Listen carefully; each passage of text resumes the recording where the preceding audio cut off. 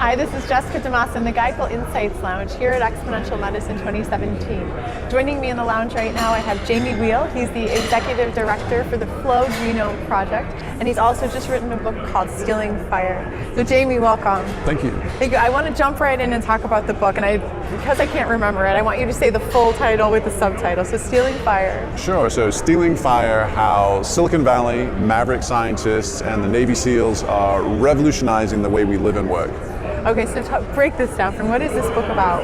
Well, it started out kind of as an accident because our organization, the Flow Genome Project, works with peak performance. And so we get to train some of the world's best. We had the privilege to work with the Navy SEALs, work with Google, the athletes at Red Bull.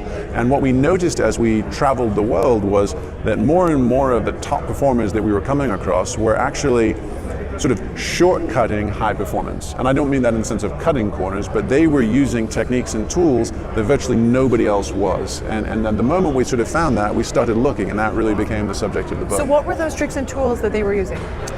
Put simply, the ability to change states of consciousness at, more or less at will, or certainly by design, in order to help them be more creative, more innovative, faster decision making, more complex strategic problem solving, and heightened collaboration and teamwork. Okay, what does that look like? Shifting states of consciousness? What does that mean exactly? So this was the funny thing. When most people, or most, fundamentally, there's a wide world of different states of consciousness that different practitioners have studied. So if you think about monks and meditators studying mindfulness, if you think about hippies and ravers experimenting with chemicals or substances, if you think about military folks with grit and endurance and extreme exertion.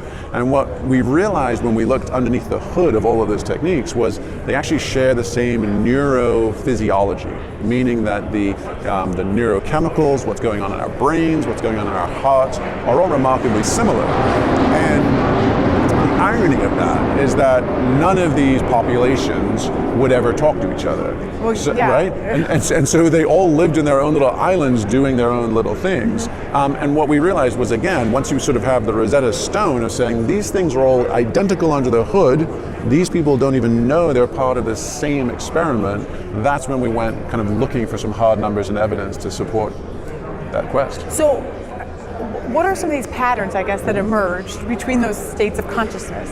And are you able to control that now? Yeah, so the simplest is just think where we all start out, and you could kind of loosely call it 21st century worried well. So tired, wired, and stressed. And those things have a very specific medical signature, and it's typically agitated neuroelectric state, so fast beta wave activity. That's what you and I are using right now to talk to each other and think about what we're going to say next.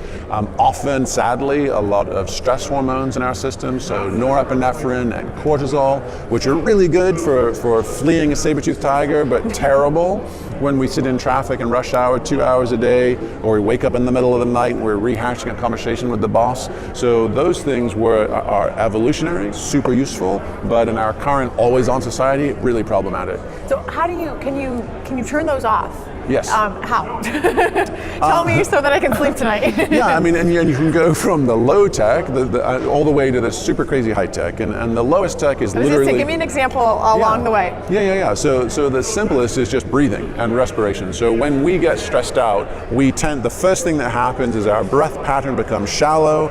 We end up with carbon dioxide in the bottom of our lungs. We don't get oxygen to the brain, and so not surprisingly, our brain says, alert, alert, danger, pay attention. So simple, deep, steady, rhythmic breathing. In fact, one of our colleagues, Dr. Andrew Huberman at Stanford University, has the best tip on how to relax yourself if you're stressed. Okay, do it. Which is literally focus with your eyes just to the sides of the frame. So you're not actually looking and focusing on anything in general. Okay. So far breathing, inhale and exhale through your nose while slightly, like with a little bit of a humming sound.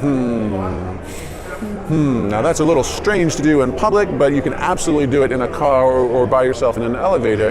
And what that does is it drops our physiological stress response through the floor, no matter what's been happening elsewhere. Just on one breath.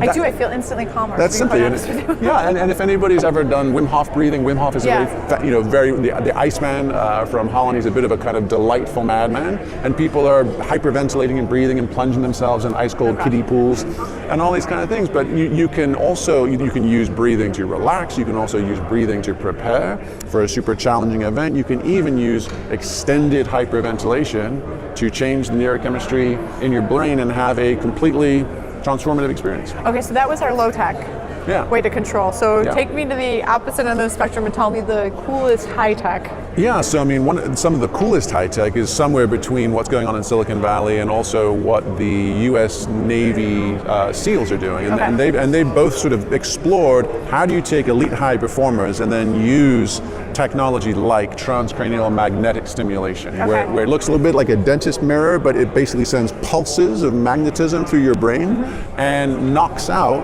what we would normally think of as ourself, the kind of inner critic, the sort of inner monologue. Really? So goes away. What's left? Well, what's left is kind of more of us. And so the University of Sydney did a fascinating study where they tried to have people do sort of Mensa brain teasers, and no one could pass the test. And then they zapped them with transcranial magnetic stimulation, and 40% of the group pulled it off in record time. So when we are not saying, oh, you silly, that's stupid, you're running out of time, you're lame, that's not the answer. When we knock out that part of our brains, what's left is more of us to deploy to the tasks and challenges in our life. Oh my gosh, that's fascinating. So again, the book is called Stealing Fire, and it's available on Amazon now. It sure is. If we wanted to Amazon it or anywhere else that a book is sold. And then I also wanted to say congratulations, because right before this interview, Jamie mentioned that the book was nominated for a Pulitzer Prize. So that is just remarkable. Congratulations on that. So take a look for it, Stealing Fire by Jamie Wheal. He's also the executive director for the Flow Genome Project. Jamie, thank you so much for joining us in the Insights Lounge. It was a pleasure to speak with you. And thank you for the breathing tip. I'm going to have to go and practice that. Absolutely. Thank you so much. I'm Jessica DeMassa here in the GuideWell Insights Lounge at Exponential Medicine 2017. Thanks so much for joining us.